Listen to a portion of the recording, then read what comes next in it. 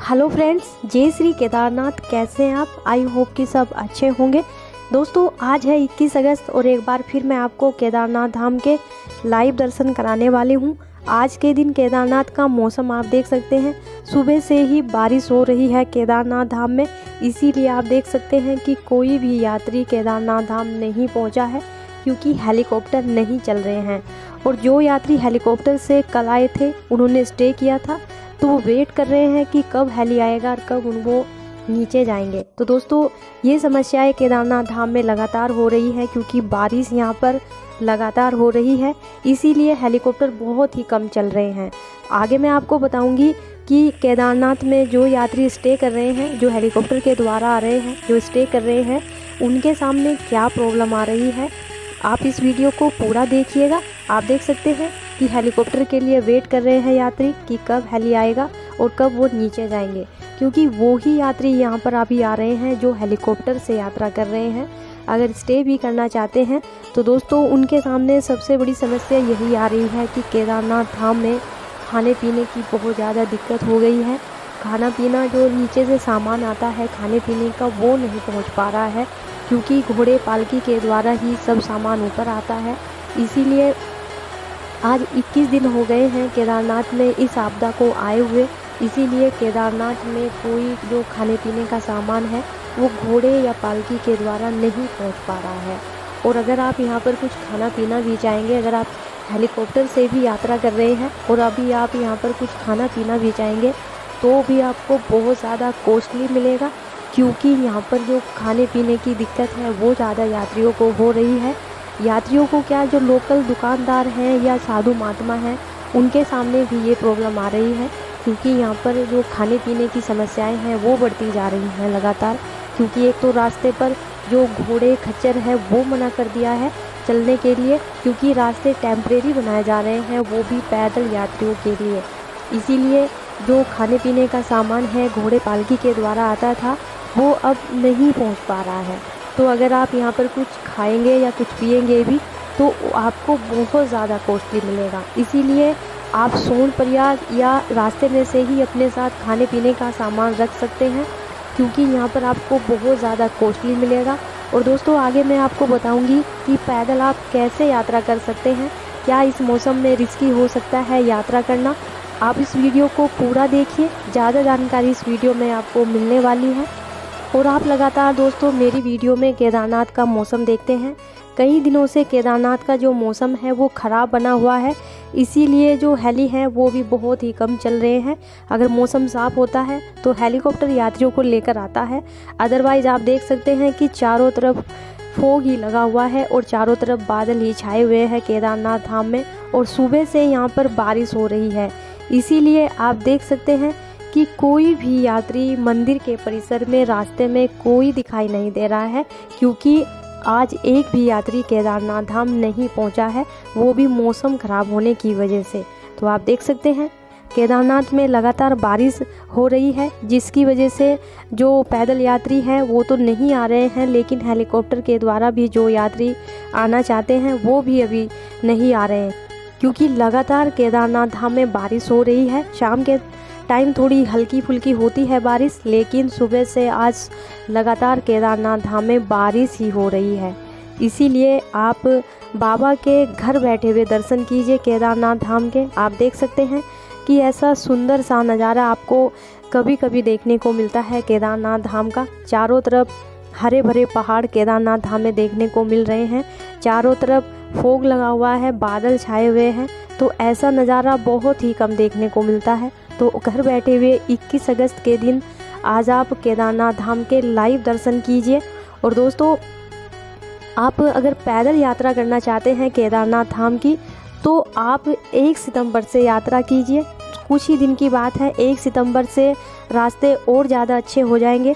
जैसा कि मैंने आपको बताया था कि मौसम के ऊपर डिपेंड है। अगर मौसम अच्छा रहता है तो पैदल यात्रियों को भेजा जाएगा, अदरवाइज़ किसी भी यात्रियों को अभी ऊपर नहीं जाने दिया जाएगा, क्योंकि लगातार मौसम ख़राब हो रहा है, बारिश हो रही है। तो जो रास्तों पर काम चल रहा है वो भी रोकना पड़ रहा है बारिश की वजह से। इसीलिए यात्रियों को थोड़ा वेट करना और पड़ेगा, क्योंकि मौसम ख़राब होने की वजह से किसी भी यात्री को सोनप्रयाग से आगे नहीं जाने दिया जा रहा है, क्योंकि ऐसे मौसम में कहीं भी लैंडस्लाइड हो सकती है, कहीं भी बादल फट सकता है और कहीं कुछ भी हो सकता है। क्योंकि ज़्यादा सुविधाएं आपको पैदल मार्ग पर अब नहीं मिलेगी, ज़्यादा दुकानें आपको खुली हुई नहीं मिलेगी। इसीलिए अगर आने वाले टाइम में पैदल यात्रा शुरू भी कर दी जाए तो आपको खाने पीने का सामान अपनी साथ ज़रूर रखना है, क्योंकि या तो आपको बहुत ज़्यादा कॉस्टली मिलेगा या आपको मिलेगा ही नहीं। तो खाने पीने का ज़रूरत का सामान आपको अपनी साथ ज़रूर रखना है, क्योंकि बहुत ज़्यादा महंगाई अब आपको केदारनाथ धाम में देखने को मिलेगी। और दोस्तों ज़्यादातर आपको पैदल ही ट्रैक करना पड़ेगा, क्योंकि जो सोनप्रयाग से गौरीकुंड के बीच का रास्ता है वो ऐसा नहीं है कि उस पर टैक्सी चलाई जाए। क्योंकि पहले आपने देखा होगा कि सोनप्रयाग से लोकल टैक्सी चलती हैं गौरीकुंड के लिए, लेकिन अब आपको पैदल ही ट्रैक करना पड़ेगा सोनप्रयाग से। तो आप समझ सकते हैं कि 5 किलोमीटर दूर है सोनप्रयाग से गौरीकुंड, और गौरीकुंड से केदारनाथ 19 किलोमीटर दूर है, 21 किलोमीटर का ट्रैक है। तो आप समझ सकते हैं कि आपको कम से कम 27 किलोमीटर पैदल चलना पड़ सकता है। तो बीच में आपको स्टे भी करना पड़ेगा। तो स्टे आप कहाँ करेंगे ये आपके ऊपर डिपेंड है। लेकिन दोस्तों अगर पैदल रास्ते खोल दिए जाएंगे तो आपको हर सुविधा रास्तों पर उपलब्ध कराई जाएगी, चाहे आपको कितनी भी कॉस्टली मिले, लेकिन ज़्यादातर सुविधाएं आपको रास्तों पर उपलब्ध कराई जाएगी। लेकिन आप फिर भी खाने पीने का सामान अपने साथ ज़रूर रखें। और दोस्तों जो पैदल यात्रा है वो 1 सितंबर से अच्छी तरीके से शुरू हो जाएगी, वो भी आप पैदल ट्रैक कर सकते हैं, आप घोड़े पालकी से नहीं जा सकते। और दोस्तों जो यात्री अभी हेलीकॉप्टर के द्वारा यात्रा कर रहे हैं तो उनको खाने पीने की समस्याएं ज़रूर केदारनाथ में हो रही हैं, क्योंकि वहाँ पर नीचे से जो खाने पीने का सामान है वो नहीं पहुँच पा रहा है। उसके लिए भी रास्ता चाहिए। घोड़े पालकी के द्वारा जो सामान जाता था वो नहीं बन पाया है अभी तक। और दोस्तों पैदल यात्री कितना सामान ला सकता है, इसीलिए ये बहुत परेशानी हो रही है केदारनाथ धाम में। तो दोस्तों आप ये देख रहे हैं कि यात्रा के बिना जो सड़कें हैं वो भी सूनी हैं, और जो आप देख सकते हैं कैंप बने हुए हैं वो भी बिल्कुल बंद हो रखे हैं, क्योंकि कोई भी यात्री पैदल नहीं चल रहा है। इसीलिए जो यात्री केदारनाथ में हेलीकॉप्टर से आ रहे हैं, दर्शन कर रहे हैं और तुरंत रिटर्न हो रहे हैं। तो ऐसा कुछ माहौल है केदारनाथ धाम का। लगातार बारिश होने की वजह से जो पैदल मार्ग है उस पर भी ज़्यादा काम नहीं चल पा रहा है, क्योंकि बारिश में डर रहता है कि कहीं से कोई पत्थर ना गिर जाए या कहीं से कोई पहाड़ ना गिर जाए, इसीलिए बारिश में काम रोक दिया गया है। तो दोस्तों बहुत ज़्यादा परेशानी बारिश की वजह से हो रही है, अदरवाइज़ अब तक की जो पैदल यात्रा है वो कभी की शुरू हो जाती, क्योंकि लगातार केदारनाथ में बारिश का मौसम बना हुआ है, इसलिए पैदल मार्ग पर भी लगातार बारिश हो रही है, जिसकी वजह से जो रास्ते पर कार्य चल रहे हैं सही होने के वो भी रोक दिए गए हैं। तो दोस्तों घर बैठे हुए आप बाबा केदार के दर्शन कीजिए हमारी इस वीडियो में। 21 अगस्त का कुछ ऐसा नज़ारा है केदारनाथ धाम का जो आप इस वीडियो में देख रहे हैं।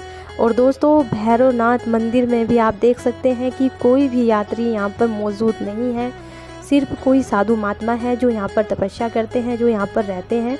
उसके अलावा ज़्यादातर यात्री नहीं पहुँच पा रहे हैं। तो दोस्तों इसके अलावा जैसा मैं आप सभी को बताती हूँ, अक्टूबर सितंबर के लिए जो पैकेज हैं वो शुरू हो चुके हैं। आप एडवांस बुकिंग करवा सकते हैं। आप हमारे दिए गए नंबर पर हमसे संपर्क कर सकते हैं और अपने लिए 4 धाम यात्रा के लिए या 2 धाम यात्रा के लिए आप ऑनलाइन गाड़ी बुक करवा सकते हैं। और दोस्तों जैसा मैं आपको बताती रहती हूँ, जो हमारी गाड़ियाँ हैं ट्रैवल एजेंसी की, वो नीट और क्लीन होती है और बिल्कुल न्यू मॉडल होती है। 2022-23 आपको ये सब मॉडल मिलेंगे, पुरानी गाड़ी आपको नहीं मिलेगी। तो दोस्तों एडवांस बुकिंग करवाइए और आप हमारी ट्रैवल एजेंसी के द्वारा यात्रा ज़रूर कीजिए, क्योंकि बेस्ट सर्विस प्रोवाइड करते हैं हम तो दोस्तों 21 अगस्त का आपको केदारनाथ धाम का यह मौसम कैसा लगा और ये जानकारी आपको कैसी लगी, प्लीज़ आप हमें कमेंट्स करके ज़रूर बताइएगा। मिलते हैं आपसे नेक्स्ट वीडियो में, तब तक आप अपना ख्याल रखिए और अपनों का भी। हर हर महादेव, जय श्री केदारनाथ।